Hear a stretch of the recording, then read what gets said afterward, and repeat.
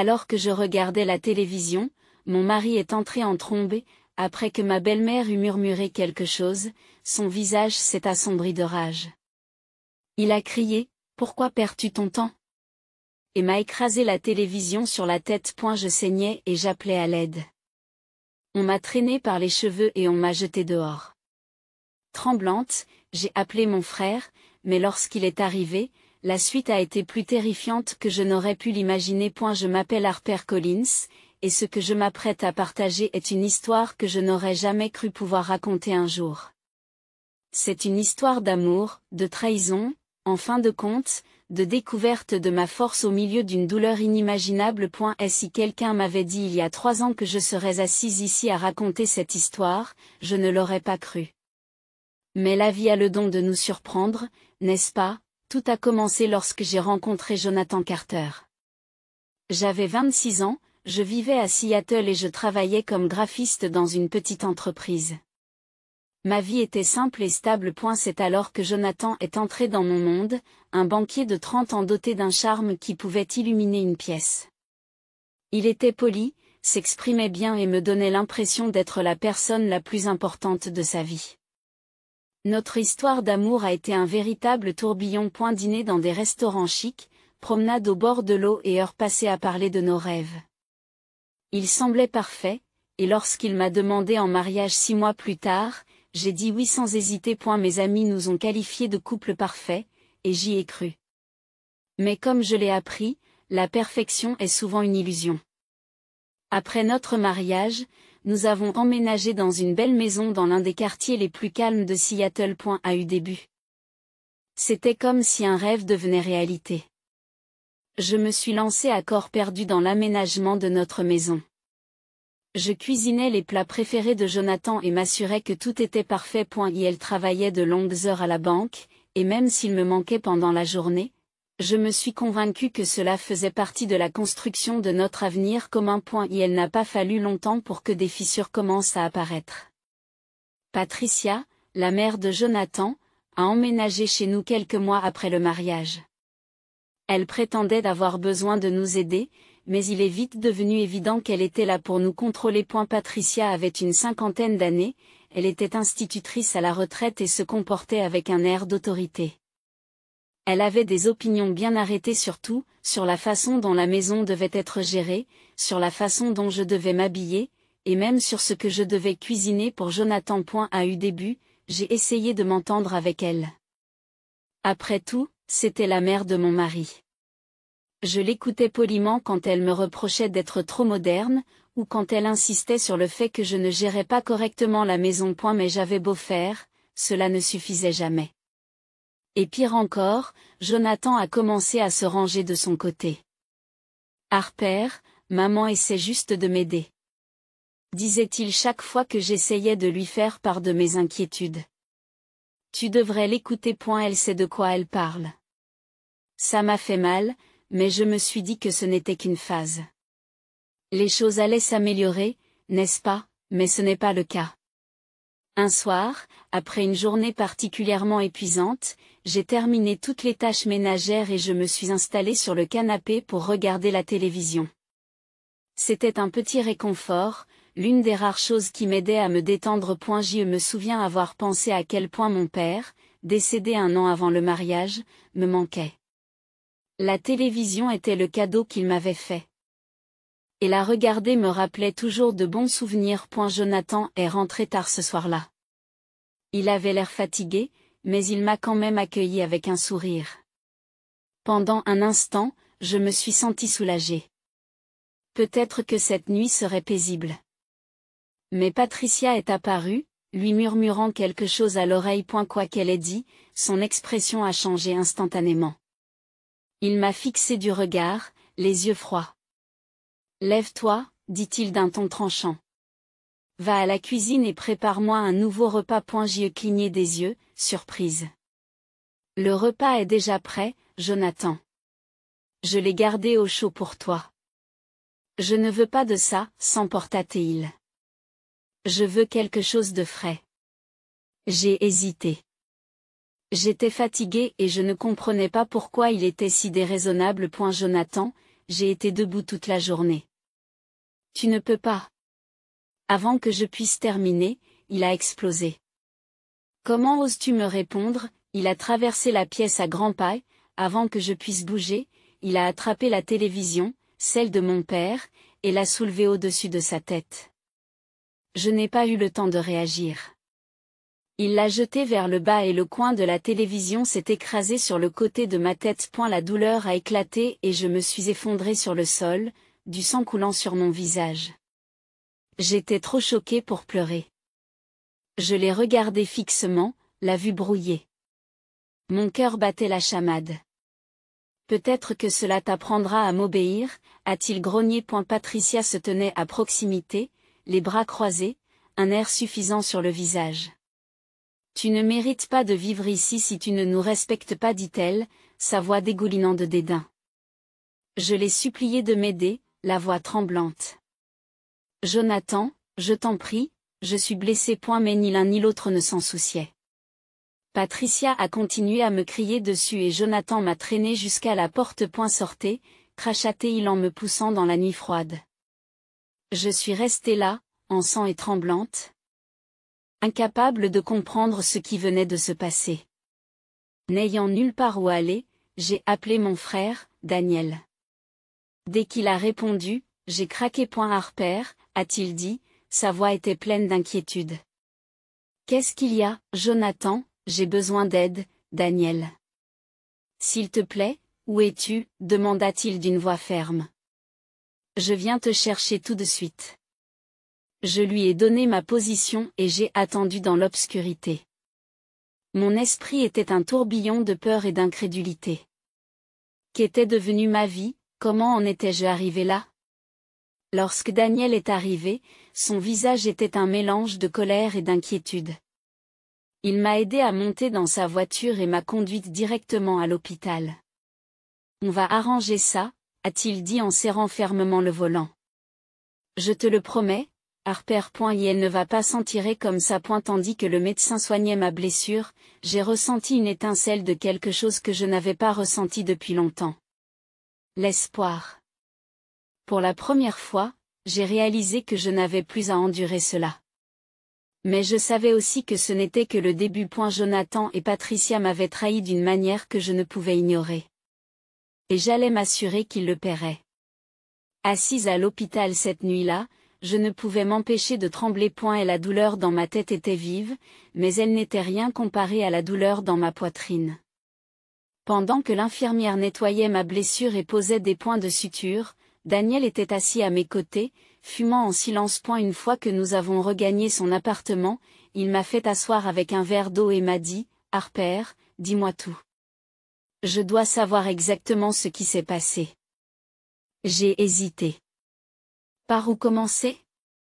Mais je savais que je devais lui dire. J'ai donc commencé par le début, en racontant toutes les interférences de Patricia et la froideur croissante de Jonathan. Je lui ai raconté comment j'essayais de leur faire plaisir, comment j'espérais que les choses s'améliorent. Et comment tout cela a dégénéré jusqu'à ce moment horrible où Jonathan m'a écrasé la télévision sur la tête. Daniel écoutait attentivement. Il avait les poings serrés, la mâchoire crispée. Lorsque j'ai terminé, il était furieux. C'est un monstre, dit Daniel, la voix basse mais pleine de rage. Et sa mère ne vaut pas mieux. Harper, tu ne peux pas retourner là-bas. Jamais. Je sais, murmurai-je, des larmes coulant sur mon visage. Mais qu'est-ce que je peux faire? Ils m'ont fait comprendre que ma place n'était pas là-bas. Je n'ai même pas mes affaires. Oublie tes affaires, dit Daniel avec fermeté. Ce qui compte, c'est ta sécurité. Nous nous occuperons du reste. Mais d'abord, nous allons nous assurer qu'ils paient pour ce qu'ils t'ont fait. J'ai acquiescé, ressentant un mélange de peur et de soulagement.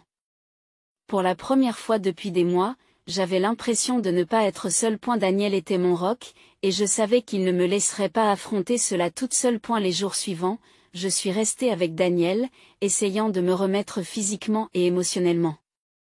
Il m'a aidé à déposer une demande de divorce. Bien que la procédure ait été décourageante, elle a aussi été libératrice. En coupant les ponts avec Jonathan, j'ai eu l'impression de retrouver une partie de moi-même que j'avais perdue. Mais je savais que le divorce ne suffisait pas. La colère et l'humiliation brûlaient en moi et je voulais que justice soit faite. Jonathan et Patricia avaient détruit ma confiance et mon sentiment de sécurité. Je ne pouvais pas les laisser s'en tirer à si bon compte. Un soir, assise dans le salon de Daniel, j'ai dit, je veux faire plus que le quitter. Je veux l'exposer pour ce qu'il est vraiment. Daniel m'a regardé, les yeux plissés par la réflexion. Qu'est-ce que tu veux dire? Je veux dire qu'il n'est pas l'homme qu'il prétend être, dis-je, la voix tremblante. Mais résolu. J'ai toujours eu le sentiment qu'il cachait quelque chose. La façon dont il est si secret à propos de son travail, les heures tardives, les appels téléphoniques inexpliqués. Ça ne colle pas. Daniel acquiesce lentement. Vous avez peut-être raison. S'il cache quelque chose, nous le trouverons. Creusons un peu plus. C'est alors que nous avons décidé d'engager un détective privé. Daniel a trouvé un homme nommé Jacques Lewis, un enquêteur chevronné qui a la réputation d'obtenir des résultats. Lorsque nous avons rencontré Jacques, je lui ai expliqué mes soupçons concernant les activités de Jonathan à la banque. Jacques m'a écouté attentivement, a pris des notes détaillées et m'a promis de commencer à enquêter immédiatement. L'attente était angoissante. Chaque jour, je me demandais ce que Jacques allait découvrir. Une partie de moi craignait d'en faire trop, de courir après des fantômes. Mais une autre partie de moi, celle qui avait vécu avec les mensonges et les manipulations de Jonathan, savait qu'il y avait quelque chose de sombre sous la surface. Environ 2 semaines plus tard, Jacques a appelé. J'ai trouvé quelque chose, a-t-il dit. Pouvons-nous nous rencontrer en personne? Mon cœur battait la chamade tandis que Daniel et moi nous rendions au bureau de Jacques. Lorsque nous nous sommes assis, Jacques a exposé les preuves qu'il avait recueillies. La vérité était pire que ce que j'avais pu imaginer. Jonathan n'était pas seulement un mari autoritaire. C'était un criminel. Il avait détourné de l'argent de la banque, l'avait blanchi sur de faux comptes et l'avait acheminé vers des holdings offshore. Jacques nous a montré des documents, des relevés de comptes et même des photos de surveillance. C'était indéniable.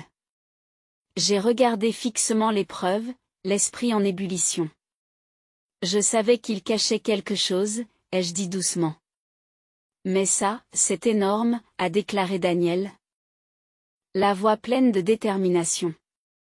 Nous allons porter l'affaire devant les autorités. Jacques acquiesce. Jacques acquiesce. Mais soyez prudents. Les gens comme Jonathan ne réagissent pas bien lorsqu'ils sont acculés. J'ai senti un frisson me parcourir l'échine. Mais je savais que Jacques avait raison. Jonathan était dangereux, et il ne s'agissait plus seulement de moi. Ses actes avaient fait du mal à d'autres personnes, et je ne pouvais pas le laisser continuer. Le lendemain, Daniel et moi sommes allés à la police avec les preuves de Jacques. L'inspecteur Rebecca, chargé de l'affaire, nous a écoutés attentivement pendant que nous exposions tout. C'est du solide, dit-elle en feuilletant les dossiers. Nous allons ouvrir une enquête immédiatement. En quittant le commissariat, j'ai ressenti un mélange d'émotions, de peur, de soulagement et un étrange sentiment de puissance.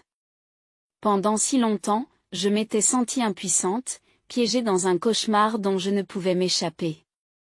Mais maintenant, je me battais. Pour la première fois depuis longtemps, je pensais pouvoir gagner. J'étais loin de me douter que la bataille ne faisait que commencer.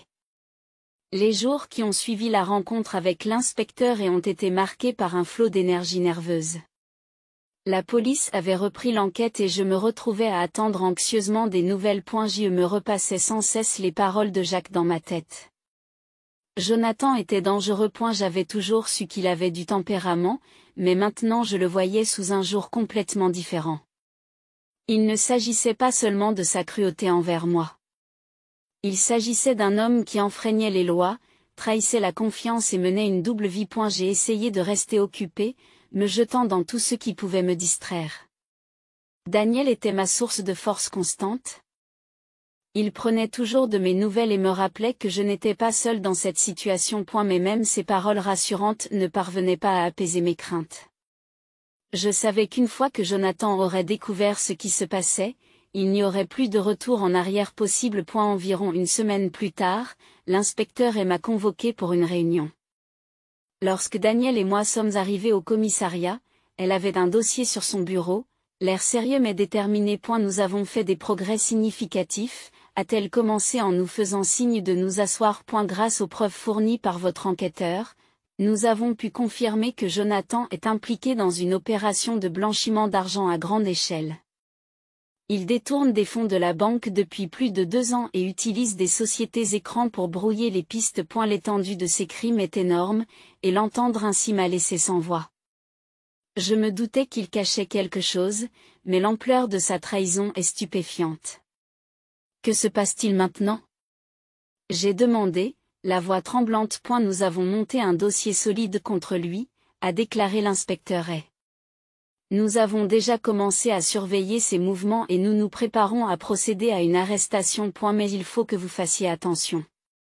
Lorsqu'il se rendra compte que le filet se resserre, il pourrait essayer de vous contacter. Ou pire, acquiesçai-je en m'agrippant au bord de ma chaise. Je ne le laisserai pas m'atteindre.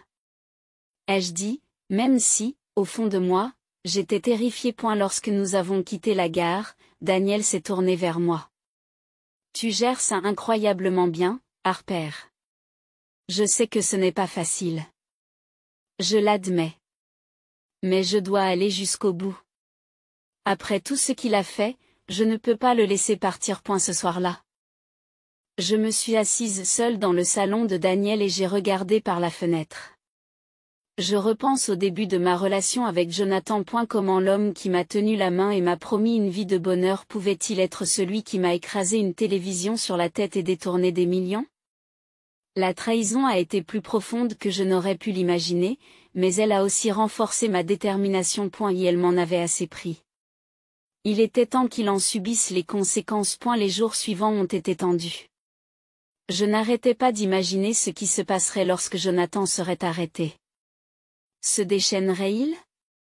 Nierait-il tout en bloc? Une partie de moi redoutait la confrontation. Mais une autre partie, que je reconnaissais à peine, voulait le voir tomber. Finalement, l'appel est arrivé. L'inspecteur nous informa que Jonathan avait été placé en garde à vue plus tôt dans la matinée. Il n'a pas résisté, a-t-elle dit, d'un ton calme mais ferme. Mais il clame son innocence.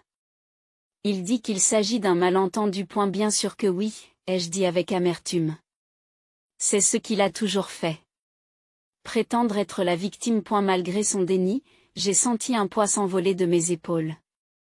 Savoir qu'il était derrière les barreaux, même temporairement, me donnait un sentiment de sécurité que je n'avais pas ressenti depuis des mois. Mais je savais que c'était loin d'être fini. L'étape suivante était le procès. Je devrais tout revivre pour m'assurer qu'il soit traduit en justice. Alors que je me préparais pour le procès, des souvenirs de Jonathan me hantaient. Je me souvenais de la façon dont il me regardait avec dédain lorsque je ne répondais pas à ses attentes impossibles. Je me souviens des nuits où je pleurais pour m'endormir. Je me demandais pourquoi je n'étais pas assez bien pour lui. Et je me suis souvenu du moment où il m'a jeté dehors, ensanglanté et brisé, comme si je n'étais rien. Mais ces souvenirs ne m'ont pas brisé. Au contraire, ils m'ont rendu plus forte. J'ai transformé ma douleur en détermination, sachant que je devais me battre non seulement pour moi, mais aussi pour tous ceux qui s'étaient déjà sentis impuissants. Le jour du procès est arrivé rapidement. La salle d'audience était intimidante, avec ses hauts plafonds et ses rangées de bancs en bois. Je me suis assise aux côtés de Daniel, lui serrant la main pour le soutenir pendant que Jonathan entrait en scène. Il avait l'air calme, presque suffisant, comme s'il pensait pouvoir s'en sortir par la parole. Mais au fur et à mesure que l'accusation présentait les preuves, les documents, les photos de surveillance, le témoignage de l'enquêteur, j'ai vu sa confiance vaciller. Lorsque mon tour est venu de témoigner, j'ai marché vers la barre, les jambes tremblantes, mais le cœur solide. J'ai tout raconté, les abus, les mensonges, la nuit où il m'a frappé avec la télévision. Ma voix vacillait parfois, mais je ne me suis pas arrêté. Je refusais qu'il me réduise à nouveau au silence. Et la défense de Jonathan a tenté de me dépeindre comme une ex-femme amère cherchant à se venger, mais les preuves contre lui étaient accablantes. À la fin du procès, il était clair pour tout le monde dans la salle d'audience qu'il était coupable. Le verdict du juge n'a pas tardé à tomber. Jonathan a été reconnu coupable de plusieurs chefs d'accusation pour détournement de fonds, blanchiment d'argent et fraude. Il a été condamné à 12 ans de prison fédérale. Au moment du coup de marteau, j'ai ressenti un immense soulagement. Et elle ne pouvait plus me faire de mal. Lorsque le juge a annoncé la sentence de Jonathan, 12 ans de prison fédérale, une vague d'émotions m'a submergé. Le soulagement, l'incrédulité et même la tristesse se sont mêlés, mais un sentiment s'est détaché du reste. La liberté. Pour la première fois depuis des années, j'ai eu l'impression de pouvoir enfin respirer. Il ne pouvait plus me faire de mal. Il ne pouvait plus me manipuler, me contrôler ou me briser. La justice avait été rendue. Après le procès, Daniel et moi sommes sortis du palais de justice. Le soleil brillait, mais je me sentais encore lourde. C'était comme si le poids de tout ce que j'avais vécu commençait à se faire sentir. Daniel a posé une main sur mon épaule. Tu as réussi, Harper, dit-il, la voix pleine de fierté. Tu lui as tenu tête. J'ai acquiescé, la gorge serrée. Je n'aurais pas pu le faire sans toi. Tu as cru en moi quand je ne croyais pas en moi. Les semaines suivantes ont été floues, alors que j'essayais de recoller les morceaux de ma vie. Aller de l'avant n'a pas été aussi facile que je l'avais espéré. Je portais encore les cicatrices, physiques et émotionnelles, de tout ce que Jonathan avait fait. Parfois, je me réveillais au milieu de la nuit, revivant les moments de sa colère, de sa violence. Mais chaque jour, je me rappelais que j'étais plus forte que ces souvenirs. J'avais survécu et je n'allais pas le laisser me définir. L'une des premières mesures que j'ai prises pour guérir a été de retrouver mon indépendance. J'ai emménagé dans un petit appartement dans le centre de Seattle, non loin de mon bureau. Ce n'était pas grand-chose, une chambre à coucher avec une cuisine minuscule et des planchers qui grincent, mais c'était le mien. Chaque meuble que j'ai choisi, chaque tableau que j'ai accroché au mur, était comme une déclaration de ma nouvelle vie. Pour la première fois, j'avais un espace qui m'appartenait vraiment, sans l'ombre de Jonathan. Le travail est devenu un autre refuge. Je me suis investie dans mes créations, trouvant du réconfort dans le processus créatif. Mon patron, qui m'avait toujours soutenu, m'a donné l'occasion d'entreprendre des projets plus importants, et j'ai lentement commencé à reprendre confiance en moi. Cela n'a pas été facile. J'avais encore des moments de doute, je me demandais si j'étais vraiment capable, mais à chaque succès, je me prouvais que je l'étais. Daniel est resté mon roc pendant tout ce temps. Il prenait constamment de mes nouvelles, qu'il s'agisse d'apporter des courses ou de s'asseoir avec moi sur le canapé, de regarder des films et de parler de tout sauf du passé. Et elle m'a rappelé que je n'étais pas seule, et cela a fait toute la différence. Un jour, alors que je rangeais de vieux papiers, je suis tombée sur une photo de mon mariage. Sur la photo, Jonathan me souriait, son bras entourant ma taille. J'ai regardé la photo pendant un long moment, essayant de réconcilier l'homme sur la photo avec l'homme qui m'avait blessé si profondément. Finalement, j'ai déchiré la photo en deux et je l'ai jetée. C'était symbolique, comme si je me débarrassais enfin de la version de lui que j'avais aimée. Mais ma guérison n'a pas seulement consisté à oublier, elle a aussi consisté à apprendre. J'ai pris le temps de réfléchir à tout ce que j'avais enduré et j'ai réalisé à quel point cela m'avait rendue plus forte.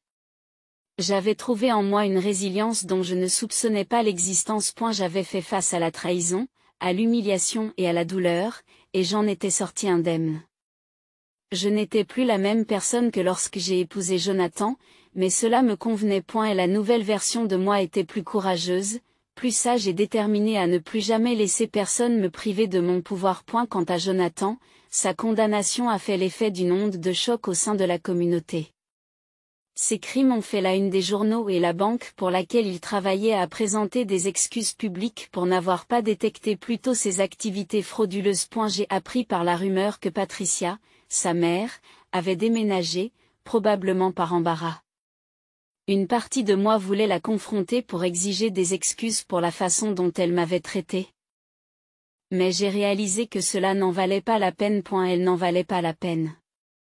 Il valait mieux consacrer mon énergie à moi-même et à mon avenir. Un soir, Daniel et moi sommes sortis dîner pour fêter l'événement. Ce n'était pas une grande occasion, juste nous deux dans un petit restaurant italien, mais c'était important. Alors que nous buvions nos verres ensemble, il a dit, « À ta liberté, à ma liberté », ai-je répondu, souriant pour ce qui me semblait être la première fois depuis des lustres. C'était un sourire authentique, qui venait d'un lieu de paix. Aujourd'hui, alors que je suis assise ici pour raconter cette histoire, je réalise le chemin parcouru. Ce qui m'est arrivé est horrible, mais cela ne m'a pas brisé. J'ai appris que je méritais mieux, que j'avais une voix et le droit de me défendre. Et surtout, cela m'a appris que, même si les choses semblent sombres, il y a toujours un moyen de s'en sortir. Jonathan pensait peut-être pouvoir me contrôler pour toujours, mais il m'a sous-estimé. Il a sous-estimé la force que j'avais enfouie au plus profond de moi. Aujourd'hui, alors que je regarde vers l'avenir, je suis sûre d'une chose. Je suis libre, libre de vivre, de rêver et de construire ma vie comme je l'entends. Et c'est là, pour moi, la plus belle des revanches.